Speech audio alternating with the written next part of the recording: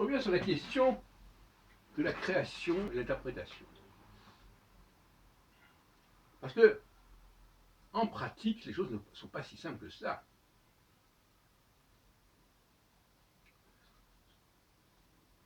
Il peut y avoir un élément qui a joué un rôle important et qui n'est pas identifié. Imaginons que il y a un certain texte qui joue un rôle majeur, qui se soit perdu. Ça peut arriver. On peut reconstituer d'ailleurs, on pourrait essayer de reconstituer. Comme par exemple en linguistique, on peut reconstituer certaines langues qui seraient en amont et dont on n'aurait pas la trace, sinon à travers les éléments qui en sont issus. C'est tout à fait pareil. Donc, dans certains cas, la cause première, si on peut dire, ne peut être que déduite de ses effets. Ce qui pose le problème de Dieu, en général. Parce que l'idée de Dieu est toujours liée à la question de ce qui existe actuellement ne peut s'expliquer que s'il y a un Dieu. Et encore, le mot Dieu, au fond, c'est une expression qui recouvre un vide ou un manque.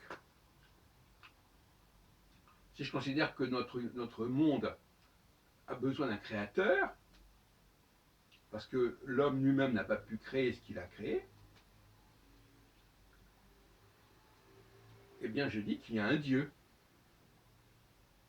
qui est à l'origine, qui est la cause de ce que nous avons. C'est tout. Donc, dans certains cas, il faut être capable de dire qu'il manque un élément. Il y a un chaînon manquant.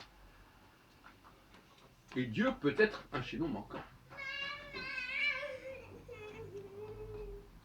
Et il y a ceux qui pensent qu'il y a un chaînon manquant et ceux qui ne le pensent pas dans une situation donnée, par rapport à un problème donné.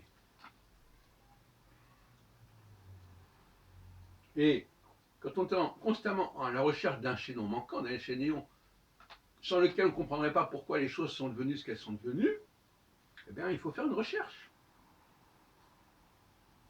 Je dis, comment ça se fait que les choses sont passées comme ça, que c'est devenu comme ça? Il y a bien dû y avoir quelque chose, il y a bien dû y avoir quelqu'un qui a fait quelque chose qui a fait que c'est devenu comme ça. Une entité, un être, un texte, n'importe quoi.